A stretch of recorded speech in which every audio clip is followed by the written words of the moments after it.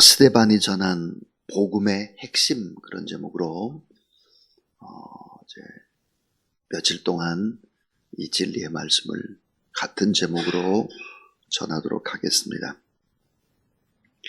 사랑하는 주사랑 가족 여러분, 오늘 우리는 교회가 무엇인지를 아주 깊게 깨닫게 하는 말씀을 오늘 아침에 대하게 됩니다. 오늘 말씀을 잘 이해하기 위해서는 사도행전 6장 말씀부터 설명을 하고 7장 말씀을 풀어가야 순서가 맞습니다. 이 초대 예루살렘 교회는 아주 양적인 성장과 질적인 성장, 양쪽의 균형을 이루면서 모범적인 교회로 아주 건강하게 자라가는 것 같습니다.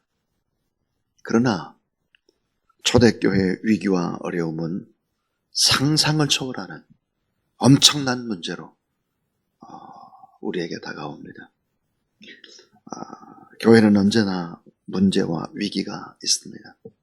많은 사람들이 기도를 할 때 이런 기도를 합니다. 주사람 교회가 초대교회 같은 교회가 되게 해주세요. 이런 기도를 하는데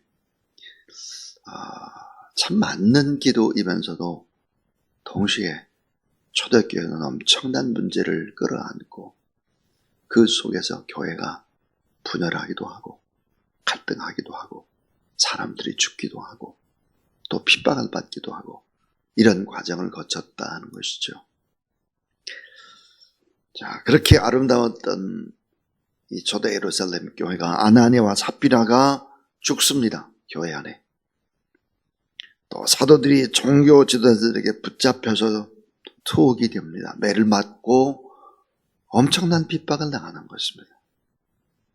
또 교회 안에는 히브리파 또 유대인과 헬라파 유대인들이 있어서 늘 교회 안에는 갈등이 끊이지를 않았습니다. 분열의 위기가 여러 번 생겨나기 시작을 하죠. 초대교회에서 7집사를 뽑았는데 모두 다 헬라파 유대인들이 몽창 다 당선이 됐습니다. 초대교회 7집사 가운데 스데반이 아주 탁월했는데 복음의 능력뿐만 아니라 그는 모든 이방 철학과 종교 신봉자들과도 논쟁할 수 있을 만한 그런 지성인이었고 성령이 충만한 그런 사람이었습니다. 그래서 철학과 문학에 능통했고 성경에도 능통했습니다. 자, 사도행전 6장 8절은 이렇게 얘기를 합니다. 스데반이 은혜와 권능이 충만하여 큰 기사와 표적을 민간에게 행하니 그랬습니다. 은혜와 권능이 충만했다. 은혜가 이 히브리어로 말하면 뭘까? 은혜는 덮어주다 그런 뜻입니다. 덮어주다. 허물과 실수를 알지만은 그냥 덮어주는 사람. 또 은혜와 권능이 충만해서 큰 기사와 표적을 행합니다. 그렇다면 헬라파 유대인들과 히브리파 유대인들의 갈등은 계속되기 시작을 합니다. 자, 스데반은 예루살렘 전 지역에 있는 여러 회당에서 뛰어나기 때문에 설교를 했습니다. 히브리파 유대인들에게는 눈의 가시처럼 느껴졌고 시기의 대상 그 자체였습니다. 결국 스데반을 죽이려고 음모를 꾸미기 시작을 합니다. 한 교회 안에서 히브리파 유대인들이. 사도행전 6장 11절에 보니까 사람들을 매수하여 말라게 하되 이 사람이 모세와 하나님을 모독하는 말을 했다. 이렇게 고백을 합니다. 자, 돈으로 매수해서 거짓 증인을 세웠다. 이게 말이 안 되는데 이런 일들이 벌어졌습니다. 이 거짓 증인들은 스데반이 모세와 하나님을 모독했다. 그러니까 신성모독죄를 뒤집어 씌웠습니다. 신성모독죄라고 하는 것은 율법에 의하면 사형에 해당합니다. 그리고 스데반을 대적한 자들은 거기서 끝나지 않고 민심을 선동하는 것입니다. 그래서 백성과 장로의 서기관들을 충동질하기 시작했죠. 결국은 스데반이 체포를 당하게 되고 그리고는 죽이려고 달려들게 되는 것입니다. 결국 나중에 이제 이 스데반이 돌에 맞아 죽습니다. 이런 엄청난 일들이 초대교회 안에 있었다는 사실들을 우리가 알아야 하는 것입니다. 자, 오늘 사도행전 7장 1절입니다. 자, 대제사장이 이르되 이것이 사실이냐? 이제 신문을 하기 시작하는 거죠, 스데반을. 자, 대제사장이 스데반을 신문을 할 때 이제 스데반이 설교를 시작을 합니다. 그 기회를 놓치지 않죠. 변론의 기회를 놓치지 않고 설교하는 내용이죠.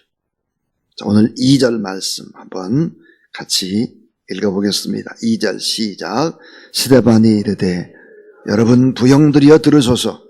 우리 조상 아브라함이 하란에 있기 전 메소포타미아에 있을 때에 영광의 하나님이 그에게 보여 이르실 때 내 고향과 친척을 떠나 내가 내게 보일 땅으로 가라 하시니 그랬습니다.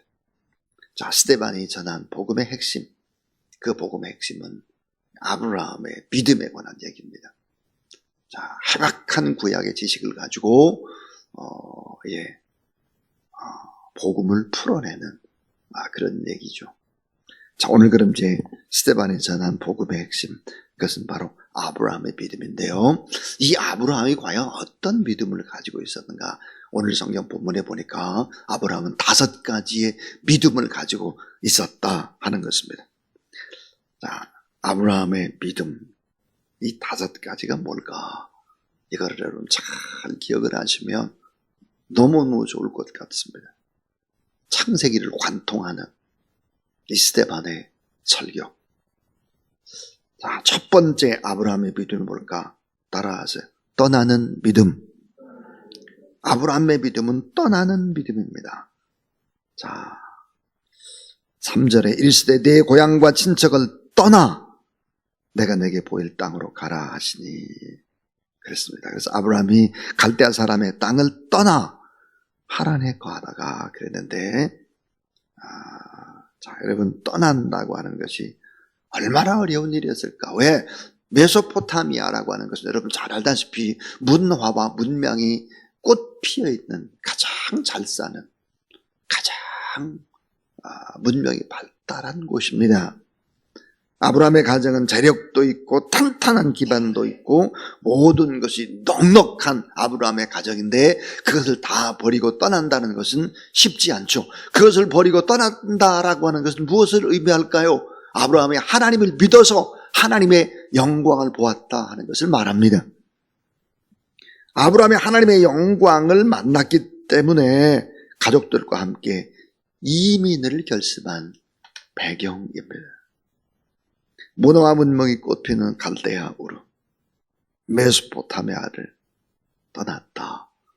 우상을 던져 버리고 그것을 떠났다. 이것은 바로 큰 믿음입니다. 두 번째의 믿음입니다. 다시 약속의 땅으로 가는 믿음입니다. 참 중요한데요, 이게. 성경을 아무리 읽어도 해석이 잘 되지 않는 다시 약속의 땅으로 가는 믿음이다.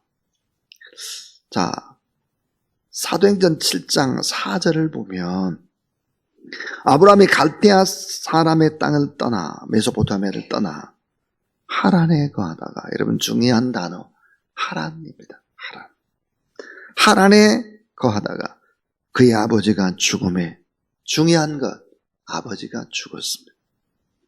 하나님이 그를 거기서 너희 지금 사는 땅으로 옮기셨느니라 그랬습니다.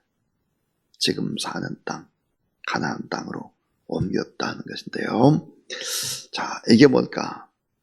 아브라함이 고향을 떠났지만 옛 것을 버리는 데는 시간이 걸렸습니다. 끊어지지 않았죠, 쉽게. 자, 아브라함은 아버지 데라와 조카 롯까지 데리고는 갈대아 우르를 떠나서 약속의 땅으로 가는데 갈대아 우르에서 한 1000km 정도 떨어졌습니다. 이게 바로 하란입니다. 가다가 1000km를 왔어요.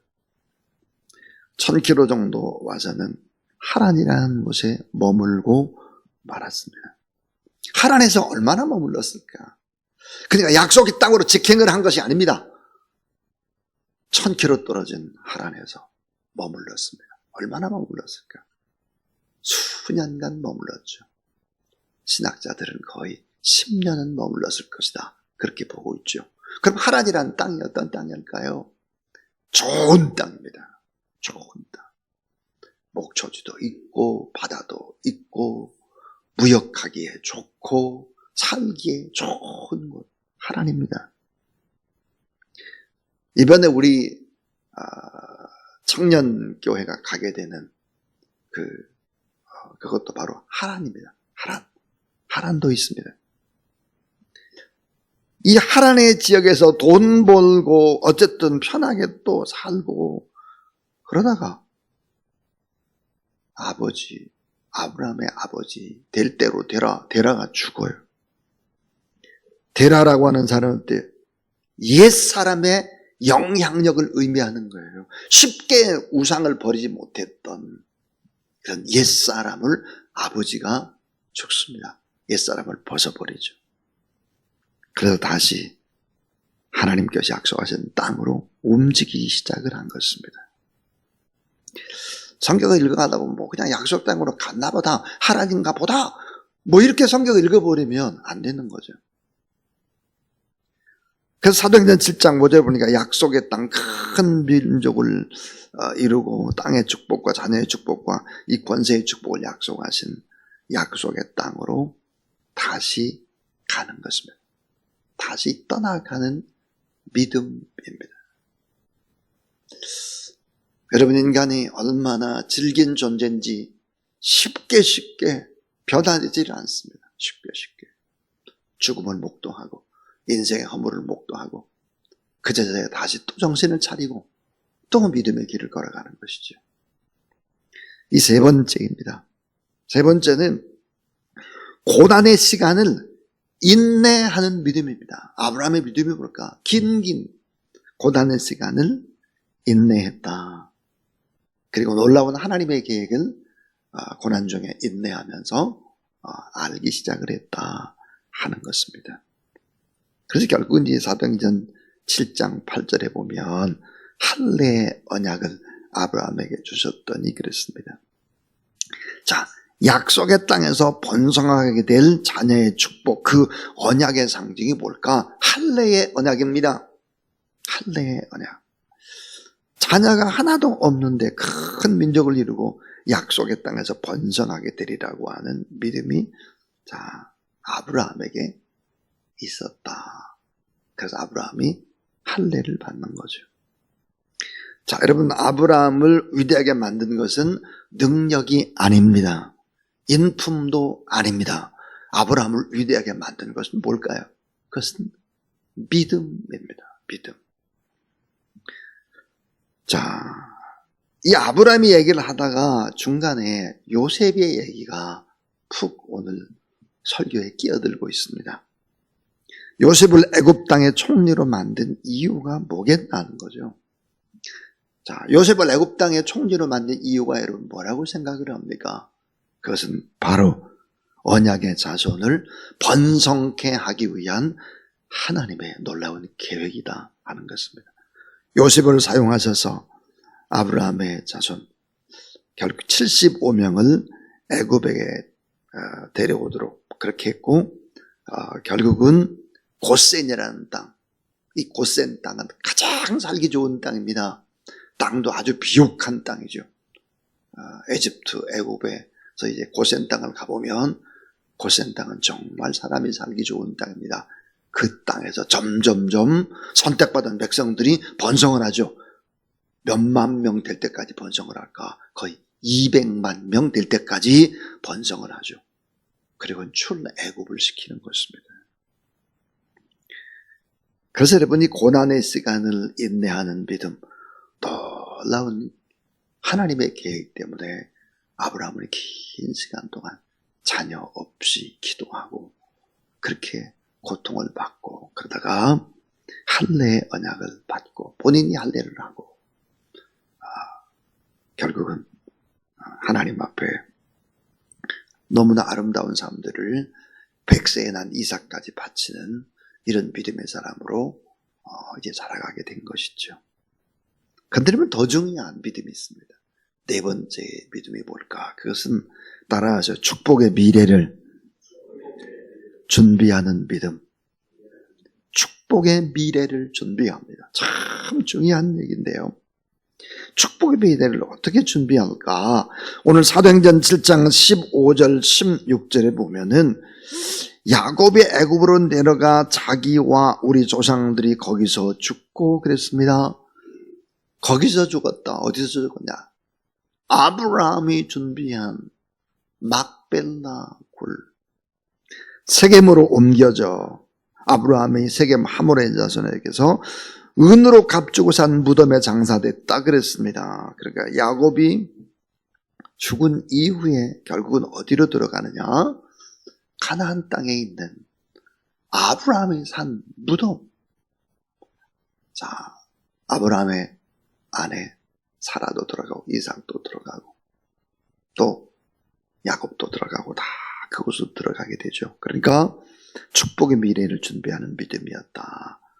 아브라함 무덤으로 쓸 굴 외에도 사방에 밭과 나무들을 다 구입합니다. 근데 지금까지 큰 부자였음에도 불구하고 자기 돈을 들여서 자기를 위해서 땅은 한 평을 사지도 않았죠, 아브라함이. 그때 당시. 근데 가나안에서 자신을 위한 땅을 한 평도 구입하지 않았지만 아내 사라를 위해서는 무덤을 산 것입니다. 막벨라굴을 산 것입니다. 참 이게 무슨 말일까? 하나님의 약속과 비전은 공짜입니다. 하나님의 약속 믿는 거 돈 내라 그런 말 하죠. 하나님의 약속과 하나님의 비전은 공짜인데 그러나 그 약속과 이 비전은 땀을 흘려야 준비가 되는 것입니다.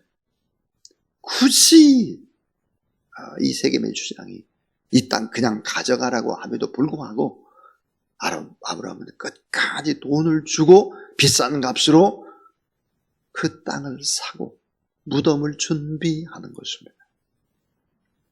비싼 값을 주고 샀습니다. 여러분이 이 세겜의 막벨라 굴은 오늘 우리에게 뭘 얘기할까? 주님이 우리 위해서도 구원을 위해서 십자가의 그 피값으로 그 값을 치르고 우리를 샀다라고 하는 것을 의미합니다. 세겜의 무덤, 비싼 값을 지불하고 산 것은 예수 그리스도의 피, 그 십자가 값을 지불하고 우리도 하나님께서 우리를 샀다. 아들과 딸을 값을 주고 샀다 하는 것이죠. 축복의 미래를 준비하기 위해서 이런 믿음이 아브라함에게 있었다 하는 것입니다. 그래서 여러분 애굽의 총리 대신인 요셉 아버지 아브라함이 죽었을 때 만조 백관을 다 거느리고 애굽 땅에서 막벨라굴 가나안까지 전부 다 이들을 데리고 가는 것입니다. 뭘까요? 출애굽의 연습이죠. 일종의 믿음의 본향, 그 고향을 다 가보는 것입니다. 미리미리 연습하는 것입니다. 자, 이제 마지막 다섯 번째 제일 중요한 것입니다. 이게 뭘까? 세대를 초월하는 믿음입니다. 세대를 초월하는 믿음. 이 세겜의 무덤 막벨라굴은 아브라함과 믿음의 후손들이 영적으로 만나는 곳입니다. 히브리서 11장 9절은 이렇게 얘기하죠. 아브라함은 자신의 자손인 이삭 및 야곱과 동일한 약속을 유업으로 받았다 그랬습니다. 그러니까 세대를 초월하는 축복의 믿음입니다. 영적인 유산을 남기기 위해서 다음 세대를 위해서 결국은 귀한 것을 준비하는 믿음을 보게 됩니다. 믿음의 유산을 남겨야 되지 않겠습니까? 자, 사랑하는 여러분, 오늘 새벽에 나온 여러분 조용히 생각을 해보십시오. 여러분의 믿음이 당대에서 끝나서는 안 되고 자녀들에게 믿음의 유산을 남겨야 됩니다. 세대를 초월하는 믿음. 그래서 결국은 참 위대한 그런 믿음의 사람이 바로 아브라함이었다 하는 것입니다. 자, 이 스데반이 전한 복음의 핵심, 믿음입니다. 믿음. 아브라함은 과연 어떤 믿음이었는가 하는 얘기였죠. 떠나는 믿음. 쉽게 떠날 수 없습니다. 왜? 잘 살기 때문이죠. 큰 부자였습니다. 문화 문명이 꽃 피어있는 메소포타미아를 떠난다고 하는 것이 쉬운 것이 아닌데 하나님을 만난 거죠. 하나님의 영광을 경험한 것입니다. 가다가 1000km쯤 와서 하란이라는 곳에 또 머뭅니다. 오랜 시간 동안. 아버지가 죽고 돈이 다가 아니고 다 인생이 허무하구나. 이걸 깨닫고 다시 약속의 땅으로 가는 믿음. 그리고 약속의 땅에 들어가서도 흉년이 들고 많은 고난을 인내하는 믿음. 왜? 하나님의 놀라운 계획 때문에. 그리고 축복의 미래를 준비하는 믿음입니다. 세대를 초월해서 만나는 이 거룩한 역사, 기적의 역사를 이 성경은 이야기하고 있습니다. 이런 믿음이 여러분에게 또 저에게 또 우리 청년들에게 오늘 교회학교 아동부 주간인데 이 어린아이의 심령 속에 이런 믿음의 유산을 남기는 그런 우리 교사들 여러분 다 되기를 주의 이름으로 축원합니다. 자, 우리 447장 하나님 앞에 우리 찬송하면서 봉헌하겠습니다.